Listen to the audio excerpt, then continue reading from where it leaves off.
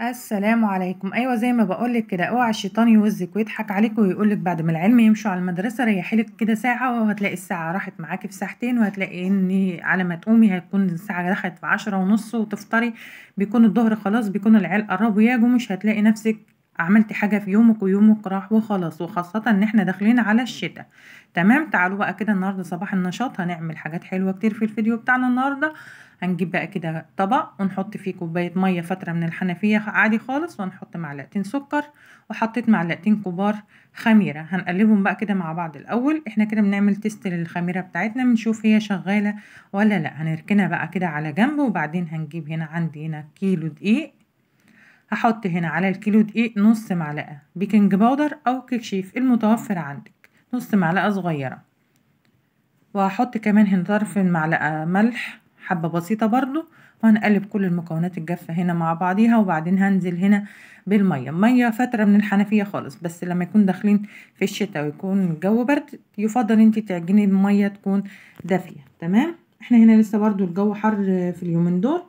هبدأ ان انا اعجن بمية فترة من الحنفية. حطيت هنا كوباية، وهنزل بالكوباية التانية. هي الكيلو اخد معانا هنا التلات كوبايات مية. طبعا انت يفضل انزلي بالخميره الاول علشان وتبداي تزيدي بالميه، بس انا عشان عارفه ان المعيار هياخد معايا 3 كوبايات، فنزلت بالميه الاول. وحطيت هنا معلقه الخل. معلقه خل هنا بتفتح لك العجينه بتاعتك، بتخليها لك ان هي تكون هشه وطريه. هنفضل بقى نعجن بقى، ومش هنضيف اي ميه تاني. هي الكيلو اخد معايا 3 كوبايات. واهم حاجه هنا العجن، والعجن الحلو هيطلع لك العجينه بتاعتك تبقى هشه، ما تبقاش مكبوسه كده ولا تكون تقيله، وتكون لونها فاتح. هحط هنا حوالي 3 معالق كبار زيت بعد ما توهت الدقيق من العجينة. وهعجن بقى بالشكل ده. وطبعا بقى هنا مش نافع الطبق خالص في العجن، فأحسن طريقة برضو في العجن لما يكون بنعجن كمية حوالي كيلو 2 كيلو، فانت أفضل حاجة ان انت تاخديها كده على الرخامة، وتاخدي وتدي براحتك، بتخلي العجينة بتاعتك تبقى ناعمة وتبقى طرية. هنا العجينة بتاعتنا بتلزق شوية. كل اللي انا حطيته لها زيادة عن ال3 كوبايات مية، حطيت هنا معلقتين دقيق بالظبط. ما تزيديش زيادة عن كده، علشان احنا عايزين العجينة بتاعتنا تبقى طرية، علشان لما تيجي تاكلي تلاقي ان هو طري كده وهش، ما تلاقيهوش ان هو وشه بيكون مجلد. انا يا دوب حطيت معلقتين دقيق بس كده على الرخامة علشان ما تلزقش، وفضلت اخد قد كده في العجينة، افرد والم بالشكل ده لحد لما العجينة لمت معايا وبقت طرية وبتلزق في نفس الوقت بالشكل ده. بجيب بقى الطبق وهدهن بقى دهنة زيت بسيطة كده برضو، علشان تخلي لك ان العجينة تكون ناعمة وتكون ما بتلزقش ما نيجي نقطعها. تمام كده بقى، خلاص عجنته. هسيبه بقى، هغطيه بطبق واغطيه بفوطة واركنه بقى يخمر براحته. قعد معانا هنا حوالي ساعة أو ساعة وربع. هنسيبه بقى براحته. الخمران هنا دي الحاجة براحتها. عايزة تسرعي من الخمر، حطي تحتيه حلة مية سخنة، وتحطي في قلبها طبق العجين، هتخمر معاكي بسرعة. كده العجينة بتاعتي ما شاء الله خمرانة وناعمة جدا، وشايفين انتوا القوام بتاعها عامل ازاي. هبدأ ان انا اقطعها واكورها كور حوالي قد البيضة الصغيرة او البيضة البلدي. تمام، انت عايزة بقى كبري الحجم هنا براحتك، التقدير ده براحتك خالص. تمام، هنبدأ بقى ان احنا نشكلها بالشكل ده. شايفين العجينة ما شاء الله ناعمة ازاي وطرية، وقوامها حلو جدا. وان شاء الله نهتم كده بتفاصيل العجين. اعجنك على الرخامه للحاجه، هتطلع لك الحاجه تطلع العجينه معاكي مظبوطه بالشكل ده. كده بقى كل كميه العجين بعد ما كورتها بقى بالشكل ده، هغطيها هنا بقى بكيس، واغطيها بفوطه، واسيبها تريح 3 دقايق بس. وبعدين هنبدا ان احنا نفرد العجينه بتاعتنا. بس قبل ما نبدا ان احنا نفردها، بجهز بقى كده الصواني بتاعتي. بدهنها دهنه زيت بسيطه، وهنا نقطتين زيت بس كده على الرخامه، وممكن ما تحطي الزيت خالص. هي على العموم العجينة ما بتلزقش خالص. وابدأ بقى ان انا افردها بقى بالشكل ده، وهجيب من الطرف من كده، وابدأ ان انا اثبتها بقى بالشكل زي ما انتم شايفين قدامكم كده. وابدأ ان انا ارولها، وابدأ اقفل الطرف من تحت والجناب، واديها برمة بسيطة برضو. ما احاولش ان انا امطه او اخليه يطول زيادة عن اللازم، علشان ان احنا عايزين العجينة تحت الفينو بتاعتنا النهاردة تكون مظبوطة. طبعا حجم الفينو هنا احنا هنعمل فينو النهاردة. الحجم الفينو براحتك، عايزة تخلي الحجم كبير خالص، عايزة تخليه وسط، زي ما انتي حابة. المهم ان احنا نفردها بقى بالشكل ده. مش محتاجة العجينة بجد، مش محتاجة فرادة ولا محتاجة اي حاجة. بفردها بايدي وبتتفرد بكل سهولة بالشكل ده. بحطهم بقى كده في الصينيه وبسيب فاصل ما بين كل صباع والتاني بالشكل ده. هنا بقى خلاص بعد ما قطعت كل الكميه هحطهم بقى كده فوق بعض، واخر واحده بحط عليها كيس ومن فوق الكيس فوطه، وبسيبهم لحد لما يضاعف الحجم بتاعهم. تمام بالشكل ده. هغطيهم بقى كمان بفوطه، هنسيبهم بقى يخمروا، وبعدين هنبدأ نسوي الفينو بتاعنا. بجد الفينو في البيت بيكون موفر، وكمان في الأكلة بتاعتنا النهاردة هيكون أحلى بأنه يكون طازة كده وطعمه حلو. كده الفينو بتاعنا خمر وضاعف حجمه بقى بالشكل ده. هنبدأ ان احنا في الوقت ده نكون مسخنين الفرن على اعلى درجة حرارة، بكون مولعة من تحت بس، وبحط الرف في الرف الشبكة في الرف البوتاجاز في النص. شايفين ما شاء الله ضاعف حجمه بقى بالشكل ده. هنا بقى لو انت حابة تحطي لبن براحتك، حابة تحطي بيض براحتك. انا هنا هحط مية وحطيت عليها كوباية مية، حطيت عليها معلقة سكر على اساس تديلي بس لون دهبي حلو للفينو بتاعنا، وتخلي الوش بتاعه ما يكونش ناشف. تمام. بعد ما دوبت السكر بقى كده هاخد بقى بالفرشة وادهن دهنة بسيطة خالص، بخلي ايدي خفيفة علشان ما فيشش الخمران بتاع الفينو بتاعنا. وطبعا هنا انا ما بدهنش الا الصينيه اللي انا هدخلها الفرن. فلنفترض ان انا عامله 10 صواني، ما ينفعش ان انا اروح ادهنهم كلهم مره واحده واستنى لما اسوي، هتلاقي ان هي عجنت ولزقت معاكي في الصينيه.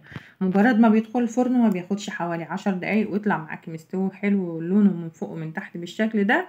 اول بقى ما يطلع من الفرن ما تحاوليش ان انت تشيليه في شياله ولا اي حاجه، نسيبه مكانه كده في الصينيه ونغطيه بفوطه ونسيبه اقل حاجه ساعه علشان يطلع معانا من الصينيه بكل سهولة. منحاولش ان احنا نشيله يعني بالعافية، بالرغم ان احنا دهنين الصينية زيت، بس برضو هيكون لازق معاكي وبيكون الوش بتاعه ناشف. فنسيبه كده بقى براحته لحد لما ياخد راحته على الصينية ونبدأ ان احنا نشيله. ده كده كان اخر صاج بسويه معاكم، فهبوريكي بس ان هو كان بيشتغل بالعافية علشان ده ما صبرتش عليه لحد لما يبرد. ودي كده كل الكمية ما شاء الله من كيلو دقيق عملنا حوالي 36 رغيف. ما شاء الله الحجم بتاعهم حلو، وكمان مشبع عن الفينو بتاع بره، لان الحجم بتاعه كبير بالنسبة للحجم اللي احنا بنشتريه من بره. شايفين ما شاء الله الفينو بتاعنا هش ولونه ابيض وطري جدا. ده علشان معلقة الخل اللي احنا حطيناها.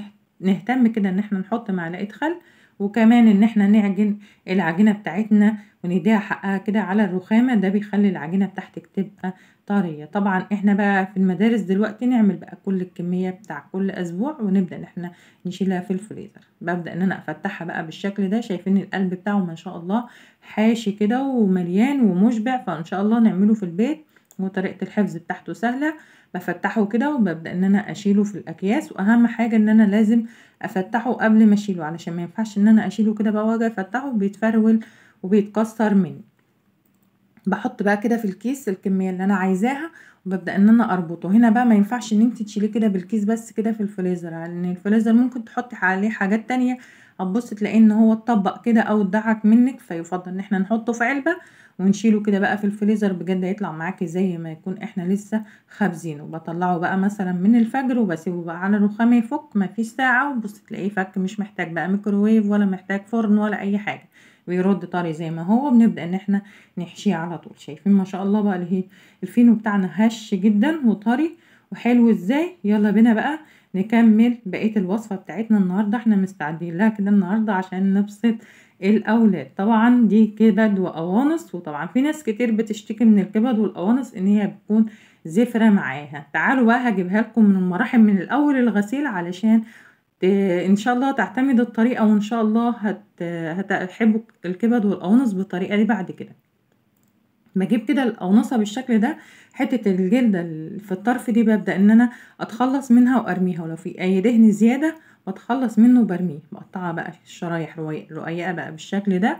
وهنا القلب بشوف ناس بتسويه هو مقفول، لا لازم نفتح القلب بتاعه كده لان هو بيكون فيه دم من جوه. ببدأ ان انا اشيل الدم اللي كان موجود فيه وبقسمها بقى نصين. وهنا الكبدة بيكون فيها العرق ده برضو بيكون فيه دم، ببدأ ان انا اتخلص منه، لان كل دي الحاجات دي اللي بتسيب لك الزفارة في الفراخ او في الكبد بتاعت الفراخ بتاعتنا. فنهتم الحاجة الصح نعملها صح علشان ما نقعدش نقرف من الحاجة وخلاص. تمام.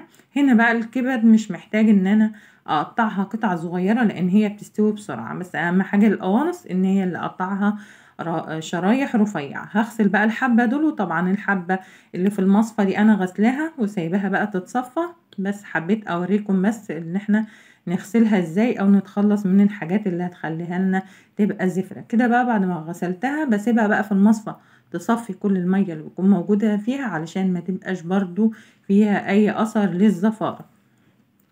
بجيب بقى هنا حلة بخليها تسخن، وبحط هنا معلقة زبدة او سمنة او زيت، المتوفر والمتاح عندك. اي مادة دهنية تفضليها اشتغلي بيها، تمام. هنا بقى اهم حاجة ان السمنة بتاعتي تسخن خالص وتقدح بقى بالشكل ده. بنزل هنا بالقوانص، بس الاول القوانص والقلوب بنزل بيها كده الاول، لان هي اللي بتحتاج سوا. هشوحها بقى كده شوية، وبعدين هنا الكبد والقوانص تحتاج ان النار تكون عالية. هنقلها كده على العين اللي في النص الاول تتشوح لحد لما تتشوح بقى وتاخد لون بالشكل ده. هنزل عليها هنا بالكبد، تمام. طبعا ده هنا كان كيلو كبد، وانا جمعت عليه شوية كبد كمان. بجد الاكل دي لما تعملوها كل فترة كده الولاد بيحبوها جدا، وبيبقى اخر انبساط. هنا بقى الحاجة اللي هتخلي لك الكبد والقوانص بتاعتك زفرة، شايفين بقى المية اللي هي نزلتها دي كده اللي بتخلي لك الكبد والقوانص تكون زفرة. بشوف ناس كتير على اليوتيوب بيتسووا الكبد والقوانص في المية اللي بتنزل دي. بجد المية دي هي مجمع فيها كل كمية الزفارة، فكده غلط. فالطريقة دي صح، جربوها وان شاء الله هتدعولي على الطريقة دي وهتعتمدوا الطريقة، وكمان هتحبوا الكبد والقوانص بعد كده بالطريقة دي. نتخلص من المية دي بقى، وبسيبها برضو كمان تنشف تاني على البوتاجاز بالشكل ده. بفضل اقلب فيها واحاول ارجعها تاني على الحوض واصفي اي ميه لحد لما يبقاش فيها ميه خالص، تمام كده. بقى شوحتها لحد لما الميه برضو ما نشفت، من دون ما اضيف سمنه ولا زبده ولا اي حاجه تاني. هنا بقى بعد ما الميه ما بتنشف منها بضيف ليها هنا بقى السمنه. شايفين بفرجكم بس ان هي ما فيهاش اي ميه، انما غلط خالص ان احنا نسويها في الميه اللي كانت نازلة فيها. انت كده بتثبتي ريحة الزفارة فيها، وطبعا لما تتعمل كده استحالة حد يقدر ياكلها. انما بالطريقة دي والله العظيم تبقى كأنها كبدة بلدي، مش كبدة بتاعت فراخ ولا حاجة. هحط هنا بقى السمنة بتاعتي او الزيت، وهبدأ ان انا اديلهم بقى كده تشويحة لحد لما ياخد لون حلو بالشكل ده. شايفين ما شاء الله اتحمرت اهي ولونها بقى حلو. هجيب هنا بقى حوالي 3 4 بصلات كبار. البصل غالي دلوقتي بس مش مشكله بقى، يعني اكله كل فتره. ابدا ان انا بقى انزل بقى بالبصل، لان بجد يعني البصل هو اللي هيحللك الطعم بتاعها. احط هنا البصل بقى وهديله كده بقى تشويحه. وهنا بقى هبدا ان انا انقلها، لان مجرد ما احنا بنحط البصل بقى تلاقي ان الايه الحله بدات ان هي تتحرق من تحت. فننقلها بقى على عين وسط، ونبدا ان احنا نشوح بقى بالشكل ده. النار عالية برضو كل حاجة، بس مش زي العين اللي بتكون موجودة في النص. هفضل بقى هنا اقلب لحد لما البصل بتاعي يدبل. هو مش هيصفر ولا حاجة، هو بس يكون يدبل. هنزل هنا بقى بمعلقة توم كبيرة مهروسة، يعني دي كده حوالي راس توم. بس هنا طبعا معلقة الخشب دي معلقة كبيرة، فبقولك حوالي معلقة كبيرة عشان ما تروحيش تحطي معلقة من تحت الأكل. بجد التوم هنا بقى والبصل بيدي ريحة حلوة خالص. بفضل اشوح بقى كده في التوم، مجرد ما بيطلع ريحة هبدأ اضيف بقى هنا حوالي 3 4 حبات برضو طماطم مقطعهم مكعبات. وحطيت هنا فلفل رومي وفلفل اخضر حامي زي ما انت حابة بقى في الفلفل برضو هنا براحتك. بفضل بقى اشوح بقى كله كده مع بعضه الاول، وبعدين هنبدأ نضيف بقى التوابل والبهارات بتاعتنا. هحط بقى توم بودرة، بصل بودرة، بابريكا، معلقة كبيرة بهارات مشكلة اللي هم ال7 بهارات. وهحط طبعا الملح وهظبطه علشان ما تبقاش حادقة معاكي وما تبقاش دلعة. هنقلب بقى كل الكلام ده كله مع بعضه. بس بجد والله العظيم الريحة حلوة جدا والطعم حلو جدا، وان شاء الله جربوا الكبد بالطريقة دي. نقدر وبجد هتعتمدوا الطريقة، لان ما بقاش فيها اي ريحة زفارة او اي اثر زفارة، وكمان ما فيهاش حاجة برضو يعني ما تحسيش ان هي كبد وقوانص بتاع فراخ اصلا. والله العظيم تحسيها ان هي اصلا كبدة بلدي. يعني لو ضحكت على العيال وقلت لهم ده انا مشترية كبدة بلدي مش هيفرقوها ولا اي حاجة. بهدي بقى كده النار خالص، وببدأ ان انا اسيب الطماطم بقى تتسبك بقى والبصل وكله يتسبك كده مع بعضيه الاول، وبعدين ببدأ ان انا اضيف لها هنا كوبايتين ميه. ويفضل الميه تكون سخنه وبتغلي علشان تسرع من عمليه الغليان وما تاخدش معانا وقت في السوا. انا يا دوب بحط الميه ان هي تكون مغطيه الكميه اللي انا عاملاها، تمام. طبعا بقى حسب الكميه اللي انت عاملاها. انا كل اللي انا عاملاها يعني كيلو وربع كده يعني.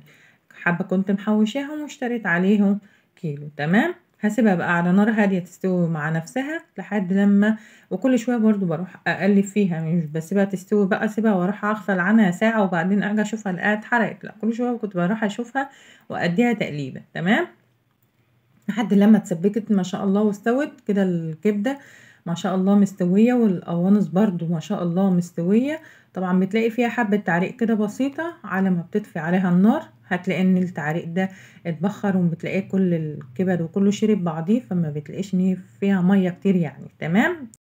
غرفتها بقى في الطبق علشان احشيها في السندوتشات، وبجد مش شرط خالص ان انت تحشيها في سندوتشات، ممكن تاكلوها جنب رز ابيض وسلطة او مخلل وطحينة، ممكن تقدميها جنب مكرونة، وممكن كمان تغمزوها بعيش بلدي. بجد والله العظيم في كلتا الحالات بيبقى طعمها حلو، سواء اكنها بعيش او برز او بمكرونة. لما بتعملوا الكبد والقوانص بالطريقة دي بجد والله بيبقى ما فيهاش اي فرق. يعني انت لو عاملين السندوتشات دي وجا ضيف على غفلة واحنا عاملينها وقدمنا له منها، بياكلها على انها كبدة بلدي، مش بيلاحظ خالص ان هي كبد وقوانص بتاعت فراخ. تمام. وكمان حتى لو هي كبد وقوانص بتاعت فراخ، ف على الاقل حاجه يعني احنا ضامنينها وضامنين نظافتها وعاملينها، بخلاف ان العيال دلوقتي يروحوا يشتروا السندوتش ب5 جنيه ويقولك سندوتش كبده ب5 جنيه. كبده ايه اللي ب5 جنيه دي؟ دي كبده الكلاب يا هوهو، ما فيهاش اي جدال ولا اي حاجه تاني. ايه الكبده دي اللي بتبقى سندوتش ب5 جنيه؟ فان شاء الله نعملها بالطريقه دي، وبجد هتطلع معاك وطعمها حلو وما فيهاش اي ريحه زفاره. وطبعا استفدنا ان احنا اهو ما كسلناش والشيطان ضحك علينا ونمنا، فاستفدنا ان احنا عملنا وبدأنا اليوم من اوله وعملنا اكل يبسط اولادنا، وكمان قضينا مصالحنا، بخلاف ان الواحد يكسل ويروح ينام فبيتلاقي ان اليوم ضاع منك وما عملتيش اي حاجة. لما بقى نستعين بالله، وكمان الرسول عليه الصلاة والسلام قال بورك لأمتي في بكورها، يعني الواحد يعمل مصالح بدري، كل حاجة بتلاقي ان اليوم حلو كده وفي راحة نفسية وعملتي كذا حاجة، ما بتكسليش وبتلاقيك عملتي في اليوم ده حاجات كتير جدا. فان شاء الله ما نكسلش ونقوم نشجع ونعمل الاكل بالطريقه اللي تعجبنا، والاكل المتوفر والمتاح عندنا. يعني مش شرط ان انتوا تعملوا كبده ولا اي حاجه، انا بس بشجعكم ان انتوا ايه، ان شاء الله نصحى بدري ونقضي مصالحنا، وكمان يبقى في وقت عندك للعباده، وفي عندك وقت للصلاه، وفي وقت كمان ان انت تقراي او تعملي ورد كل يوم للقران. فما نضيعش يعني اليوم وخلاص في المطبخ او في الاوديان والكلام ده، فهنتحاسب عن كل حاجة. فإن شاء الله يومنا يبقى سهل ويومنا يبقى حلو زي السندوتشات الحلوة دي، بجد طعمها حكاية. فإن شاء الله جربوها وإن شاء الله هتعجبكم لأن طريقتها حلوة جدا. اتمنى تشتركوا في القناة وتضغطوا لايك للفيديو وتفعلوا الجرس على الكل علشان يوصلكوا اشعار بكل وصفة انزلها، وعلشان تشجعوني ان انا اصور لكم وانزل لكم وصفات سهلة وبسيطة كتير، لان عدم تفاعلكم ده بيخليني ان انا ما بيكونش عندي حافز او تشجيع ان انا اقوم اصور وانزل لكم فيديوهات. اتمنى تشتركوا في القناة. اشوفكم على خير والسلام عليكم.